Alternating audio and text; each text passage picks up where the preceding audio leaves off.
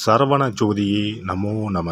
வாழ்க வையகம், வாழ்க வளமுடன். அனைத்து தமிழ் நெஞ்சங்களுக்கும் கனிவான வணக்கங்கள். 12 ஆண்டுகளுக்கு பிறகு நடக்கும் குரு வக்ர பெயர்ச்சி. 119 நாட்கள் பின்னோக்கி சுழலும் குரு பகவான். நவ கிரகங்களில் முழு சுப கிரகமான குரு பகவான் 2024ஆம் ஆண்டு மே 1ஆம் தேதியிலிருந்து ரிஷபராசியில் சஞ்சரித்து வருகிறார். ஒவ்வொரு ஆண்டும் சில கிரகங்கள் வக்ரமடையும். அந்த வகையில் அக்டோபர் மாதம் 9ஆம் தேதி குரு பகவான் ரிஷபராசியில் வக்ரமடைகிறார். இதன் தாக்கம் என்ன? குரு வக்ர பயிற்சி என்றால் என்ன? எத்தனை நாட்கள் நீடிக்கும் என்று பார்க்கலாம். குரு பகவான் இந்த ஆண்டு அக்டோபர் மாதம் 9ஆம் தேதி புதன்கிழமை ரிஷபராசியில் வக்ரமாகி பின்னோக்கி செல்வார். பிப்ரவரி 4, 2025ஆம் ஆண்டு வரை இந்த நிலை நீடிக்கும். வக்ரம் என்பது நேராக செல்லக்கூடிய ஒரு கிரகம் பின்னோக்கி செல்வதை குறிக்கும். ரிஷபராசியில் சஞ்சரிக்கும் குரு பகவான் அடுத்து மிதுன ராசிக்கு செல்லாமல் பின்னோக்கி ரிஷபத்தில் ரோகிணி மற்றும் கிருத்திகை நட்சத்திரத்தில் சுழல்வது குரு வக்ர பயிற்சியை குறிக்கும்.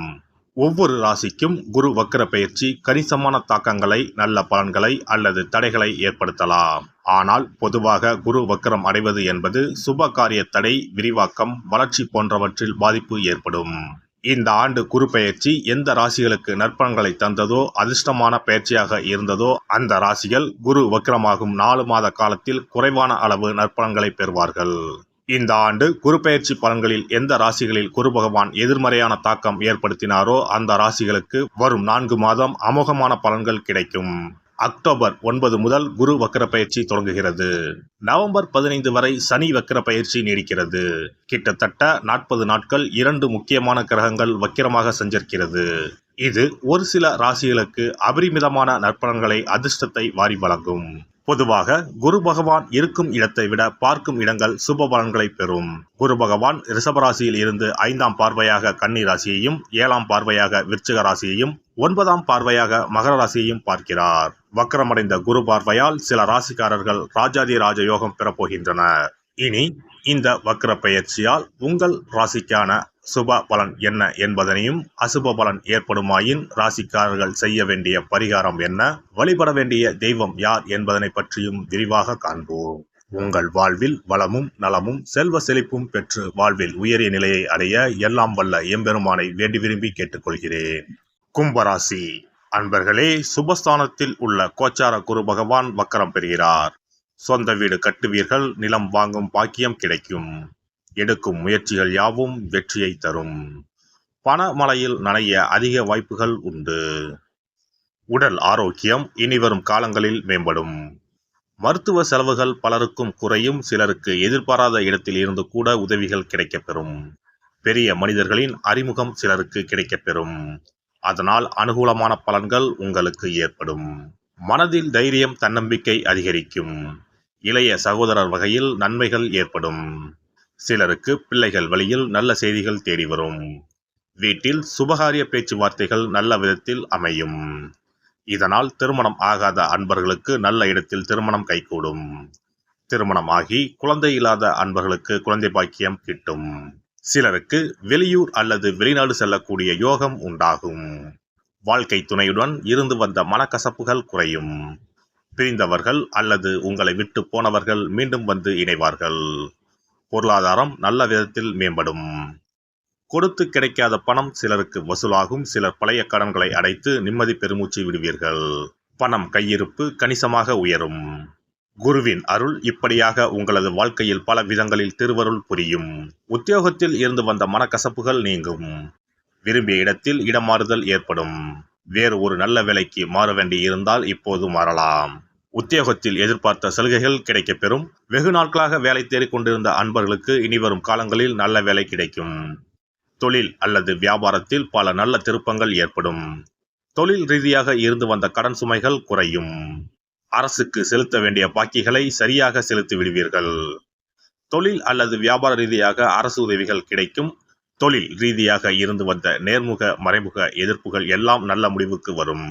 பழைய வாடிக்கையாளர்கள் திரும்பி வருவார்கள்.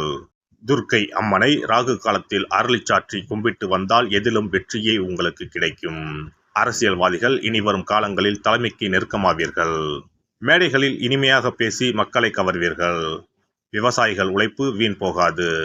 சிலருக்கு அரசு வகையில் எதிர்பார்த்த ஆதரவு கிடைக்கும். கலைஞர்கள் பெரிதும் மதிக்கப்படுவார்கள். புதிய வாய்ப்புகள் நல்லபடியாக கிடைக்கும். வெளியூர் அல்லது வெளிநாடு சென்று தங்கள் கலைச்சேவையை செய்வார்கள்.